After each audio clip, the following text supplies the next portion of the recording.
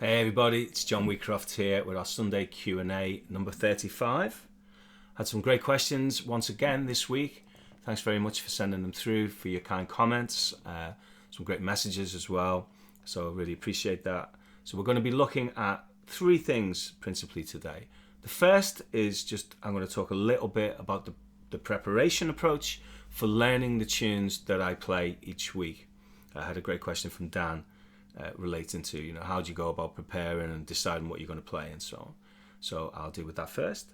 Then I'm going to look at a question that I got from James that relates to playing through non-diatonic changes, how you can find connections when you're playing through chords that are not necessarily, at first glance, they don't look like as if there's an obvious way to be able to make a connection between them.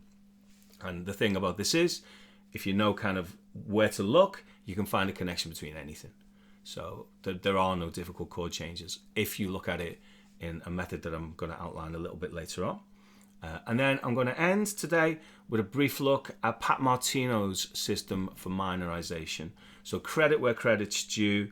In this instance, this is by no means my own material. I should attribute this to the great Pat Martino. But hopefully I'm going to give a concise breakdown of how you can juxtapose minor phrases over any type of chord. It's not dissimilar to the way Alan Holdsworth sees a lot of the music that he plays as well, where he sees things from the perspective of minor with a natural sixth and then various different sort of offshoots from that and juxtaposes it against different harmony. So that's what we're going to look at today.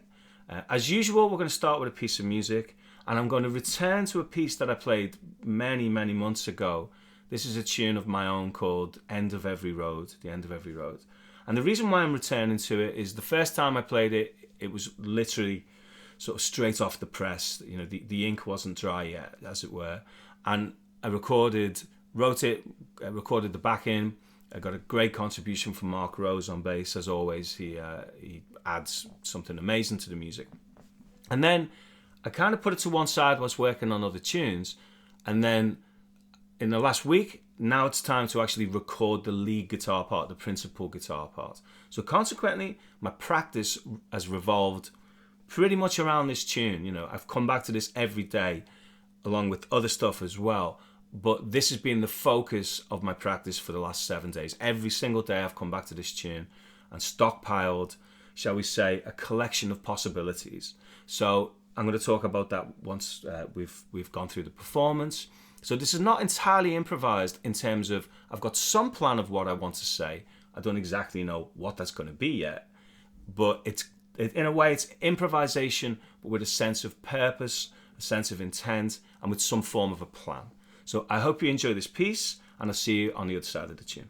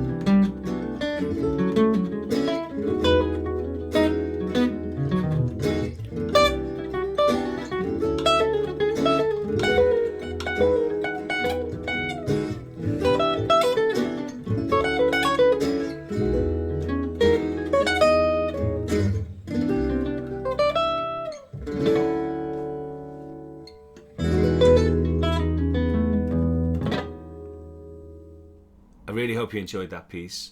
My plan is to record it for real at some point, maybe even today.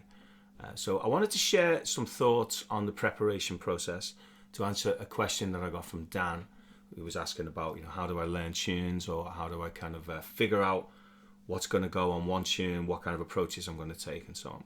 And I'm going to use this particular example to demonstrate some of the thought process.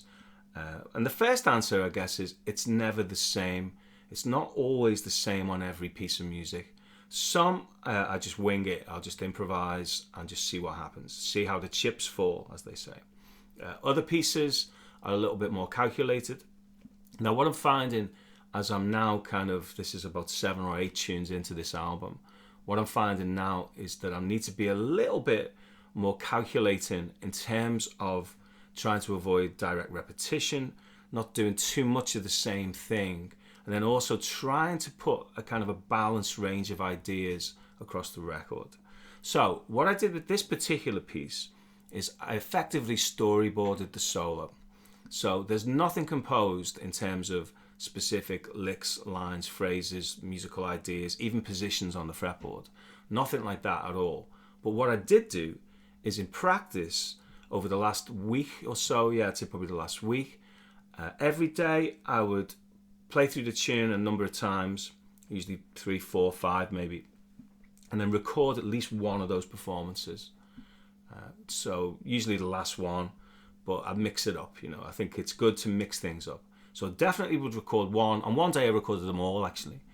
And then I find some time before the next practice session to listen back when I've not got a guitar anywhere near, and then just make some notes. And in this case I made actual physical notes as to which ideas work. So when I'm playing, I'm trying as much as possible to be open to any kind of possibility. Anything could happen.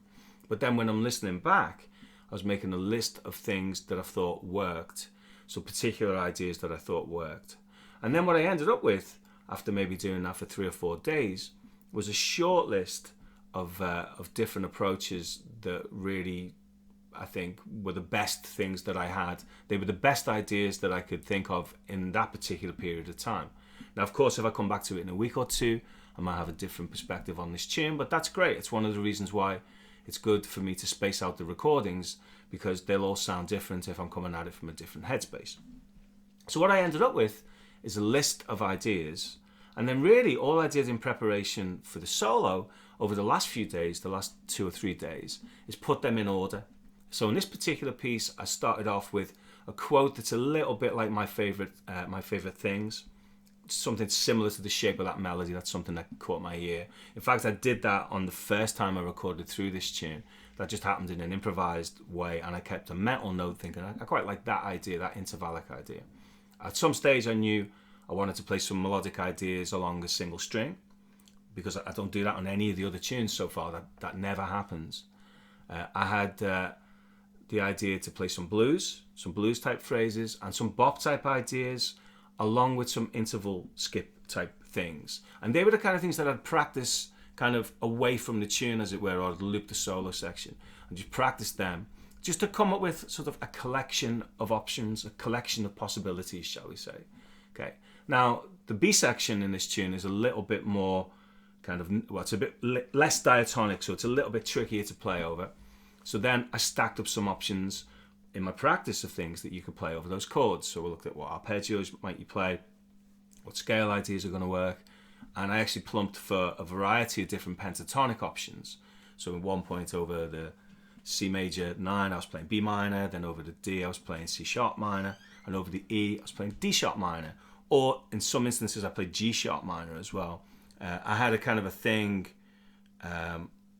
over, so that's the outro section, but in the B section where it goes between the C to a D to an A to a G, I figured out for that I could play B minor over the C chord, then move that up to C sharp minor over the D chord, stay on C sharp minor over the A, then go back down to B minor over the G. So I'm pivoting backwards and forwards between B minor, C sharp minor, and that gave me some new ideas. So even though it's kind of improvised in terms of I didn't exactly know what I was going to do with those things, there was definitely a plan. So in this particular instance, it was almost like bullet points, for want of a better word.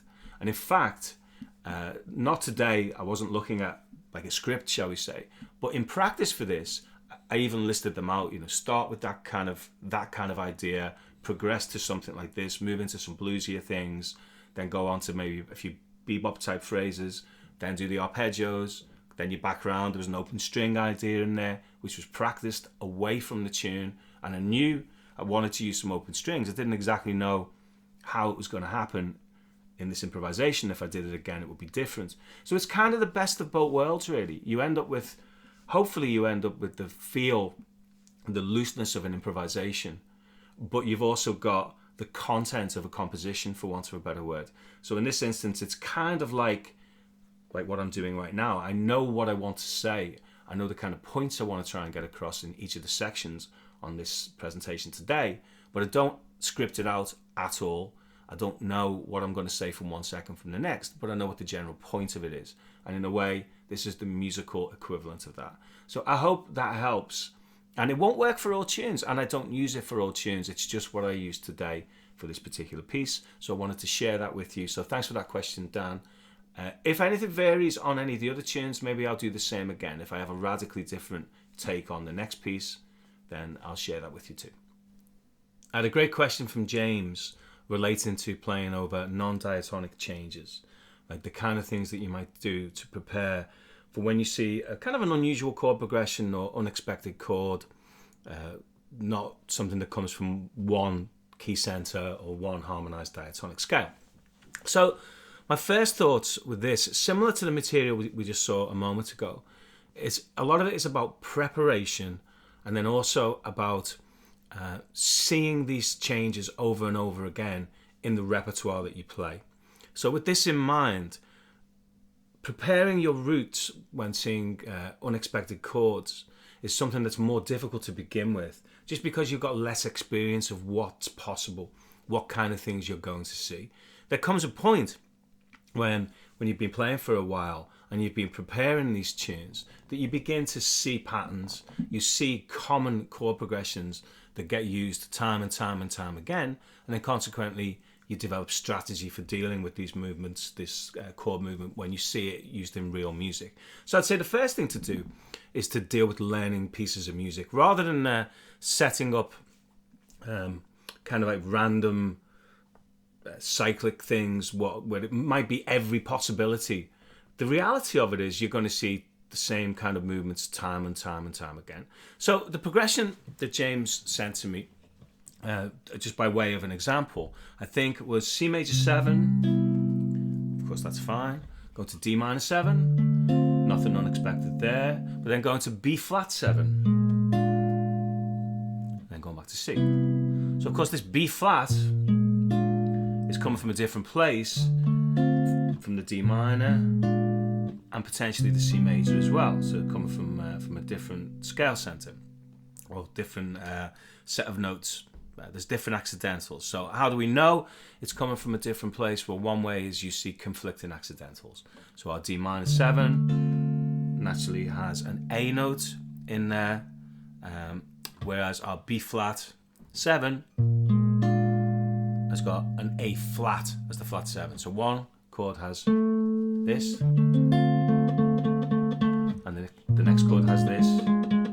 So they're obviously at odds. Okay. So one of the things that you can do, the first thing that I would suggest that you do when dealing with any sort of non-diatonic or any unexpected chord progression, or even diatonic ones as well, it's not such a bad idea to do this, is to list the notes that are in each chord. So I know in C major 7, we'll just deal with 7s for the moment. C major 7, I've got a C, an E, a G, and a B. Okay. And then our D minor 7, that's a D, an F, an A, and a C. So some of those notes are shared, some of them are very close, so there's a C in both. You've got an E going to an F, that's potential connection. You've got a G going to an A, and so on. Okay, so there we have D, F, A, C. And then our B flat 7 is B flat, D, F, and A flat. Now you want to get to the stage where you can do that pretty quickly in terms of knowing the names of those notes.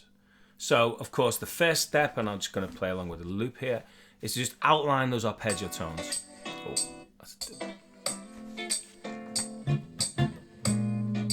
flat 7, and C. So make sure you've got the arpeggios covered.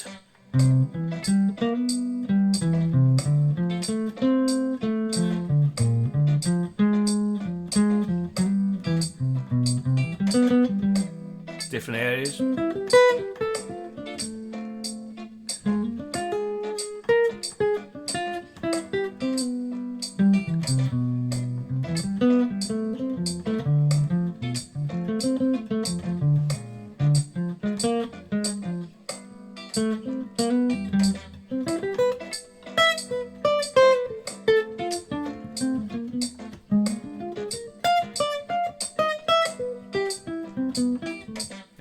Kind of thing. So that instance there, I was just playing the arpeggios with a few little decorations in and around it. So I guess that's the first thing, is to connect to the arpeggios, but you're not necessarily always wanting to go from the root to the root. So this is where finding ways in are very useful. So one of the things I've done to prepare this here is, hold this up so you can hopefully see this on camera. So what I have here is, for each of the chords, you notice that I've listed the names of the notes in each of the chords, and I can start to see some connections then. So hopefully I'll see that the particular one that we're looking at really is going from the D minor to the B flat 7. That's the important part here. So we see that we've got a D in common in both chords. So that's something that we can exploit. Okay, we've also got an F in common from both chords. So that's something that we could exploit. You've got an A going to an A flat. Well, there's music there to be made, I'm sure. Or we've got an A going to a B flat. Again, that's a very close connection. What else have we got? The C could go to the D, could go up, or the C could go down to the B flat. Either way, they can all be made into connections. So what we have to do then is see if we can exploit those connections to create music. So some possibilities would be, if I treat this D note in common, so our D minor as a D, obviously at its root. So I can play D things from the D minor's root. Okay, now if I see the B flat 7 from D, so turn it into a B flat 9, that looks like a D half diminished now. So it's like as if we're going C, I'll keep the C going.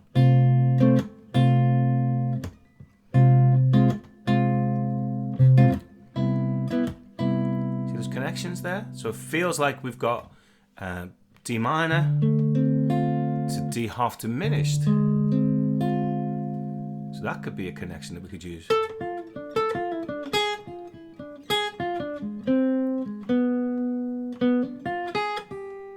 So let me exploit that connection just against the back end.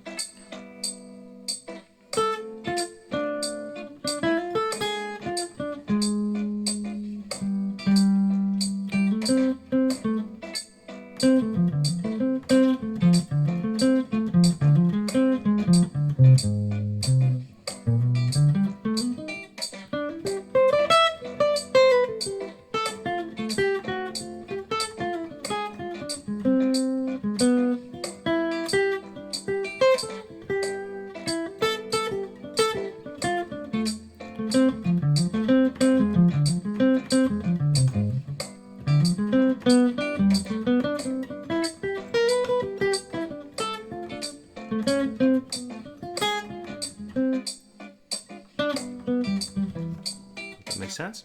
So that was exploiting D minor going to D half diminished. Okay, so we also said that there was an F happening there. So we've got a D minor, could be seen as being like F major over D, whereas our B flat 7 could be seen as F minor. Now we have a choice here. Do we go from F minor Dorian, which is a cool sound, or do we go from F melodic minor?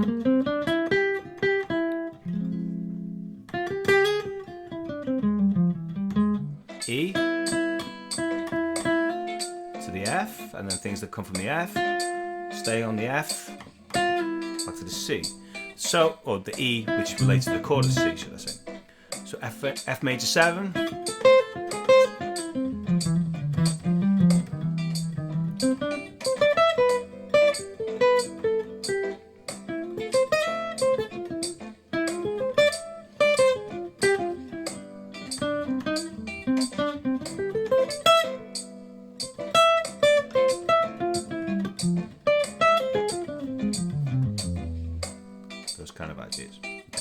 So what's happening here is I'm going between just regular C stuff, and you can maybe play E minor,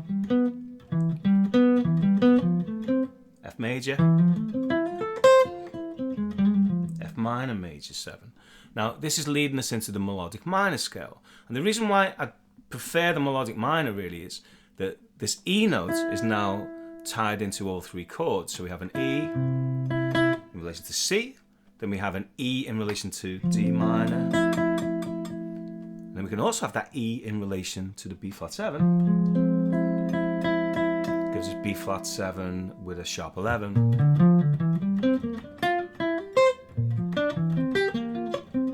All these choices that you've got available to you, like Lydian flat 7. If you see it from B flat, because if I see it from D, it's like low Korean natural 2. Or if I see it from F, it's F melodic minor scale.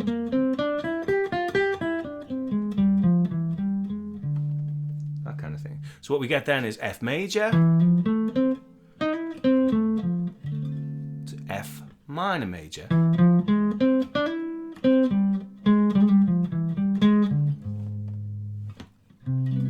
So that's another option. So here we have, we're beginning to rack up some options of possibilities here. So we had initially just seeing it as a C chord, seeing this as a D minor chord, seeing this as a B flat 7 chord, which is what it is explicitly, or we see this as C or E minor or whatever, D minor, D half diminished. That's one way of seeing it. Or we see the D minor as being F to F minor. That's another possibility. So what we're doing here is by examining the commonality between the chords and exploring what you can build from those points, you find you get a list of available options. So maybe one more is to see everything from the perspective of C. So if I see everything as C major, then of course this is C major, then D minor is kind of a C major with a kind of a sus sound. That's what we get, like C6 sus 4, I guess. It's D minor over C. It's like D minor 7 with the 7 in the bass as well is another way of seeing that. Okay, now this last chord here, this chord, it's like flat 6 sus 4. This sound. Okay, we could see this as being, it's the same scale actually, it's F melodic minor scale, but from the perspective of C, you get that kind of Stevie Wonder move where you have a dominant 7 with the 9th in the bass, or you see it as a dominant 7, a tone below the root. So meaning in melodic minor it would be C7, the Stevie Wonder change, as I always think of it, to B flat over C.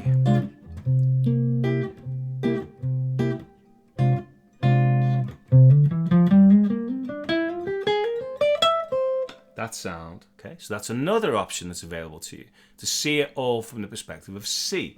The idea of everything pivoting around one note, or what Satriani would call pitch axis. So he'd probably see that, or one way he could see that change would be C major, still C major with a kind of a sus type sound, to this C Mixolydian flat 6 sound, Hindu scale as it's sometimes referred to, which is mode 6 of the melodic minor scale. So all of these options are good, and in actual fact, they all work. Now, what I find I tend to do when I'm looking at a progression, maybe it's got a chord that I've not seen before in that location, is I'll write it out. I'll do my homework, as it were, and I'll audition the options and find the ones that work for me. You do not necessarily need to know every single possibility, so long as you've got some strategy. So my strategy could be C major stuff, D minor, D half diminished stuff. Or it could be C major stuff, D minor, or F major, F minor major stuff, going back to C major. Or it could be C major stuff, just be careful what notes I choose, C Mixolydian flat 6, back to C major. So they're all good. Let's try this now with a slightly more abstract progression. Let's try now moving between two chords which on the face of it seem like they have little in common. So we're going to go between C major 9 with a sharp 11, which implies a Lydian tonality. And we're going to go from there to a G flat, major 9 sharp 11. The tritone away, so let's go here. So on the face of it, there's not a lot in common between those two chords. They're definitely not coming from the same scale. But we can definitely exploit connections when we spot the notes in the chords and how they connect to one another, the chord tones and the voice leading between those chord tones. So in C, of course, we have C, E, G, and B. And for the G flat major 7, we're just going to do this with major 7 to begin with. For the G flat major 7, we have G flat, B flat, D flat, and F. Okay, so there's no actual notes in common there. But what there are semitone neighbours. So I've given it the same treatment, my massively prepared high-tech graphic demonstration there. Hopefully you can see what I've done here. So first off, on the left-hand side, we have the C major 7, or major 7 sharp 11, should I say. And then on the right-hand side, I've got the G flat major 7. So what I've got here is the chord tones for the C, E, G, and B. And on the right, the chord tones for the G flat, B flat, D flat, and F. Now, I can spot some connections there that are based upon semitones. So, for example, we have a C major 7 on the left-hand side, and we have a D flat major 7 on the right-hand side. That's pretty easy. That's an easy connection. So you might think, where do I get this, how these become major 7s or minor 7s or what have you? And this is to do with when you stack chords on top of one another. A thing that happens with major chords is if we're looking at a Lydian tonality and I build chord on chord, we get this pattern of major 7, then from the third I get a minor. So that's E minor on top of C major. So that's a C major 9, but it's really an E minor 7 against the C. Well, that's a G. So I get G major 7. So I've got major 7, minor, major, minor. And that's a constant for every Lydian tonality, in that it goes major from the root, minor from the third, major from the 5, and I mean major 7 here, by the way. When I'm saying major or minor, these are 7s. Minor from the 7. So what that really means to me is when I see C major 7, sharp 11, I've got more than one possible option here.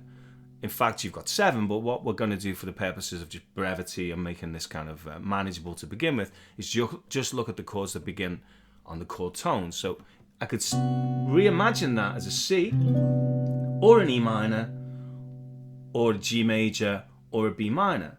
With that in case, if that's the case, when I then go to the G flat major 7, and I realize I can do the same thing with that, I can go G flat major, B flat minor, D flat major, and so on, F minor, then it's almost odds on that I'm going to find some obvious connection. So here's how those two chords sound. One after the other. C. Okay, so now if I look at my chord sheet, hopefully you can make a copy of that and write that down, follow it as I follow it through. I'm just going to call these out as I go. So I could go C, D flat,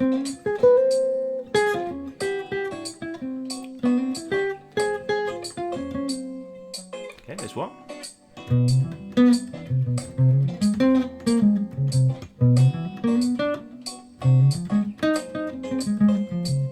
Okay. Another one that I've got there is E minor going to F minor.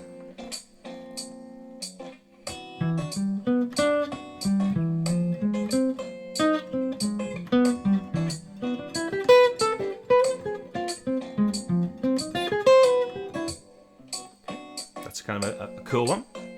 I've also got B minor. This is one that goes the opposite way now. B minor on my list on the left, and B flat minor on the right. So that could go, or B, and this could be minor pentatonic as well.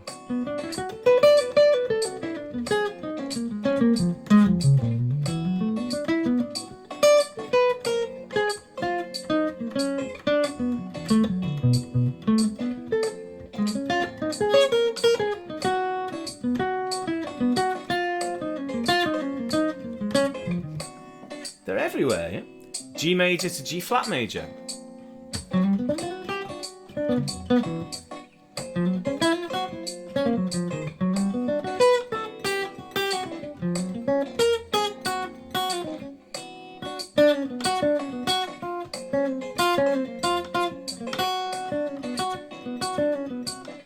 on it goes. You can find a line that just keeps ascending. So for example, I could go between both lists and go, let's see, we'll just keep ascending. We could go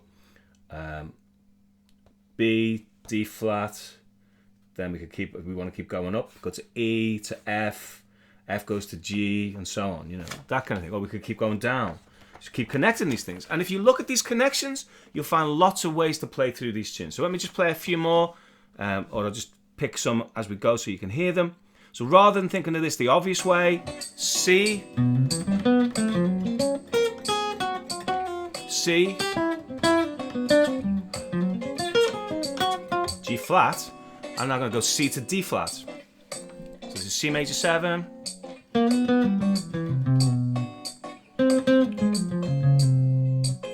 E minor, F minor, like so.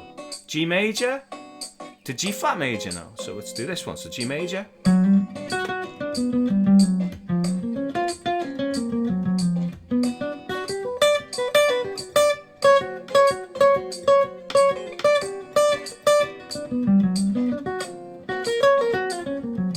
B minor, B flat minor, and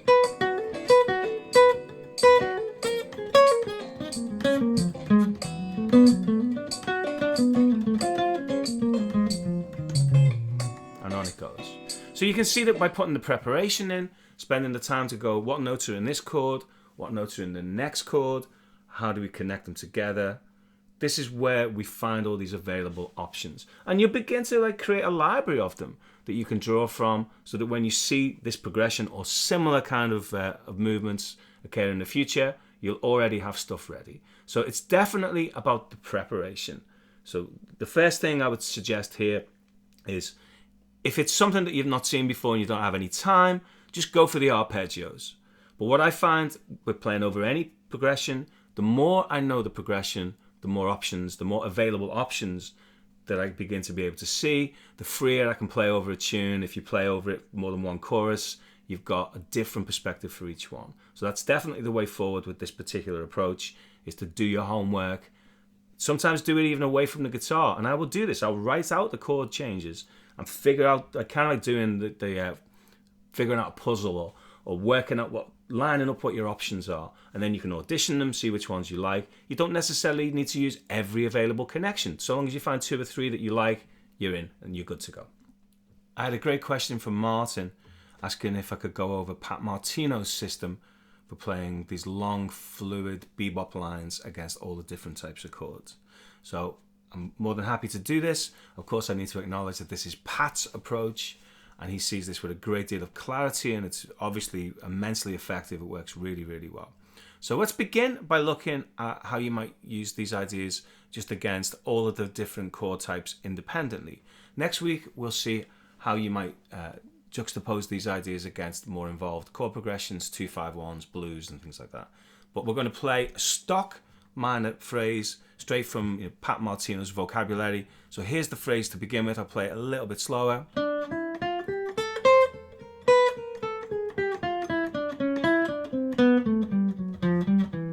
That's the phrase we're going to manage today. So it's based around D minor, kind of Dorian, but with hints of melodic minor, scale, chromaticism.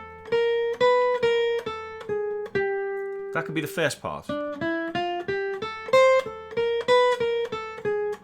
super slow.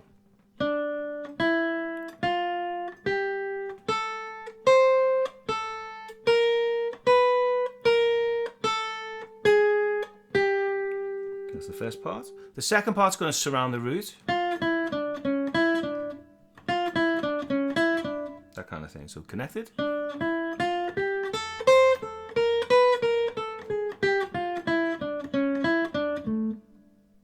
That kind of thing. Okay, so let's put this all together.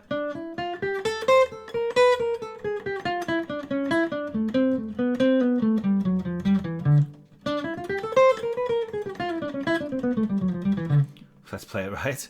So the second part, we're making our way down to the root note again. And one of the reasons why I've chosen this particular phrase is because it starts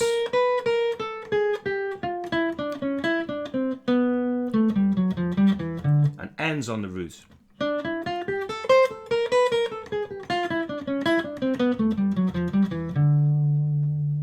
So that's useful to us when we transpose this to new keys. So it starts on a root,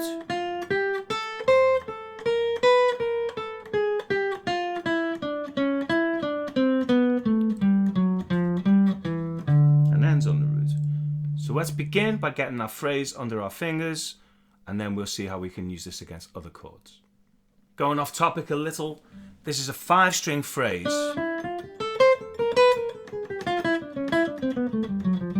Starts on string, well, works its way to string 1, starts on string 3, goes all the way to string 1, works its way over to string 5. So it must be possible to reposition that phrase between strings 2 and 6. So we find it here. Starts on string 4.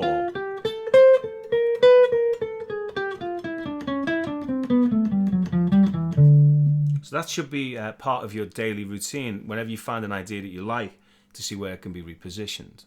So that's maybe something that you can do with anything. It doesn't necessarily have to relate to this particular principle.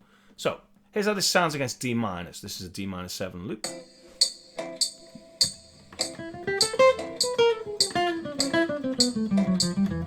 Now, of course, you can pick every note like Pat, or do what I just did, introduce some hammer-ons and pull-offs in there. Completely your call.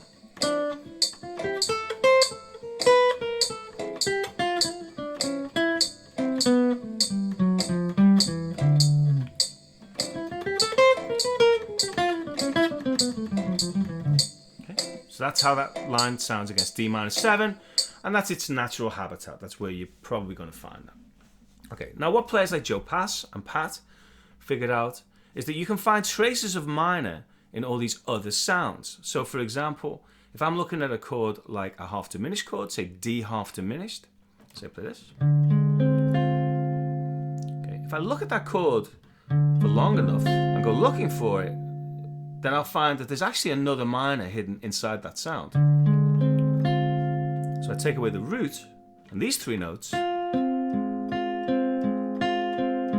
that's an F minor over D,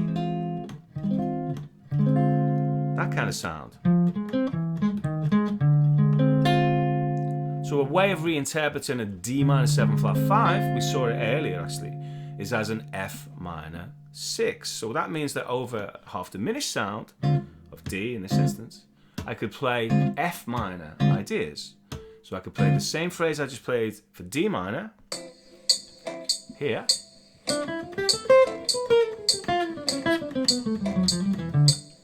Here's a D half diminished.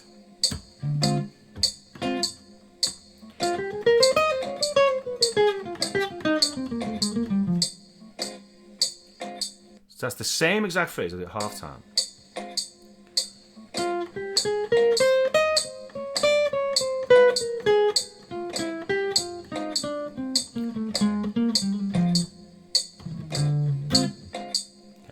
So for minor 7 flat 5s, the rule is to think off the minor third.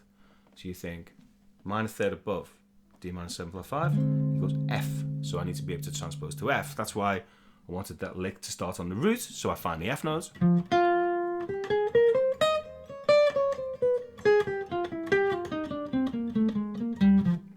Okay. So minor 7 flat 5, we think off the flat 3. Okay, for dominant 7s, if it's a D9, so it's a D9. What I think of there is I think, what's the connection between the 2 and the 5? Well, here's a D9. Here's an A minor 6. It's the same thing. It's essentially the same collection of notes. It's like D sus4 to D7, or A minor 7 to A minor 6.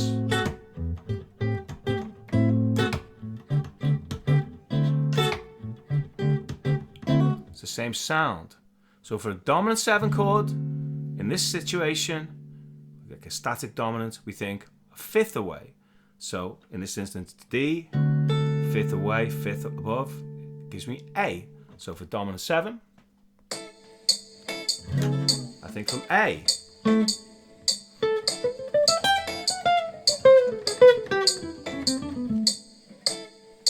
Slow.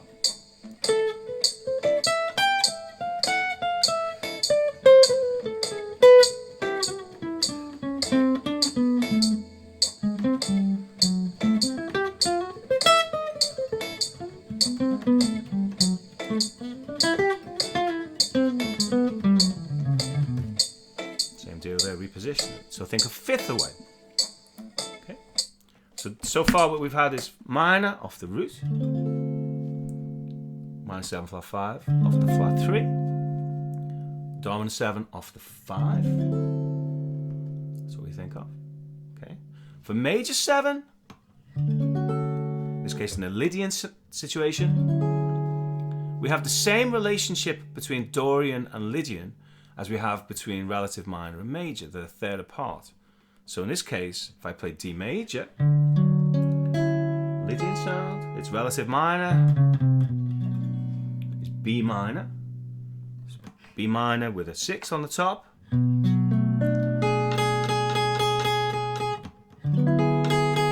That 6th is the raised 11 of the D. So if I want to play a Lydian type sound, I think off the 6th or down a third. So here's D major now. And I think B.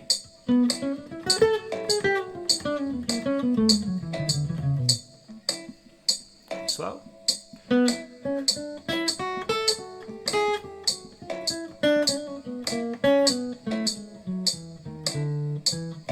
That's a refinger it there because I run out of frets as it were. Or here.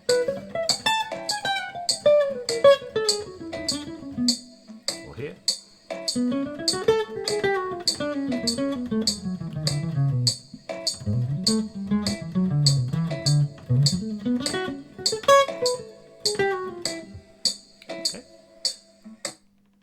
So far so good, I'm hoping. So today we're just going to look at one more, and that would be an altered dominant. So if I play D in this instance, like a kind of a with a raised 9, raised 5, or maybe I'll play it here. Actually, I'll play it here. So we do this kind of altered, that kind of sound. Now, if you look at that, clearly there's an E flat minor 6 over a D. That's what that is. That's an E flat minor 6. It's that. This is the altered sound, minor half step up. So for altered dominant, one of our choices, there are others, is to play minor a half step up. So in this instance, we think is D7.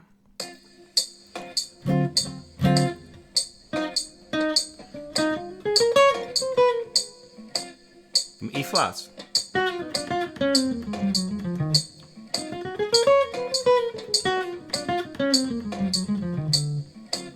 Slow.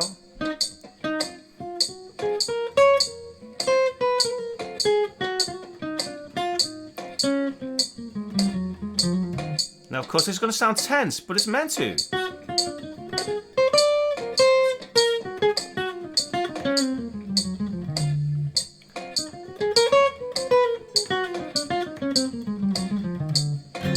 Resolve into the D. Okay. So, here's the calculations. For minor, from the root. For half diminished, from the flat 3. For dominant 7, static, off the 5. For major 7, Lydian, off the 6. And for altered dominant, off the flat 9. It's one of our options. So once again, these ideas are all trademark Pat Martino. So I'm not laying claim to have invented any of these ideas. I'm just hopefully sharing them in a concise way. I would absolutely urge you to explore not only Pat's extensive tuition material. It's great. It's really great. Anything he's got to say, I'm all ears. He's got an interesting way and a unique way at looking at most aspects of his playing. And then also check out his music. He's a formidable player, really exciting, really fiery. For me, he was one of those players that I could really relate to coming at jazz from a rock perspective, like Verheyen and Django and those guys. There's a certain sense of energy that I just didn't get from listening to some players to begin with, it took me a long time to really understand some of these other players, because I was listening to Van Halen, and I needed to hear players who've got a certain energy, and you hear that in Django, and you hear that in Borelli, and you hear that in Pat. Maybe you don't hear it in some other players who are equally cool. It just took me a little while to get kind of understand where they were coming from, But now, I love some of those, shall we say, more kind of introspective players. The players who kind of would look at like Bill Evans as an inspiration. I've been listening to Lenny Breau a lot recently, and he's just basically Bill Evans on the guitar. But I mean that in a really kind of I'm really impressed with that. He sounds like himself, but I would suggest that one of his strongest influences after Chet Atkins and Tal Farlow was Bill Evans, and you can hear that in his playing. It's amazing. But coming at it from rock, when I first started listening to jazz music, I wanted to hear players who had energy, who had the real sense of energy, and Pat's definitely got that in abundance. So I would check him out. I hope you found that useful. Next week, we're going to apply these things to some moving changes. So how would you apply the same phrase in different places over like a 2-5-1 or a blues or a turnaround or whatever it might be? I really hope that you found something useful in the material we looked at today, and also that you enjoyed the piece that I played at the start. Thanks once again for getting this far and for your support, all the really, really great emails, messages, comments and shares. They're really great. I really appreciate it. So keep them coming. Any suggestions for material to cover, any questions, specific questions or otherwise, or just general areas that you think that we might find interesting. Likewise, requests for any tunes that you'd like me to take a look at. I'm more than happy to, and I treat it as a way to focus my practice, whilst there's no gigs as well. So, as always, stay focused, keep practicing hard, and most importantly, stay safe. And I'll see you next week for week number 36. Take it easy.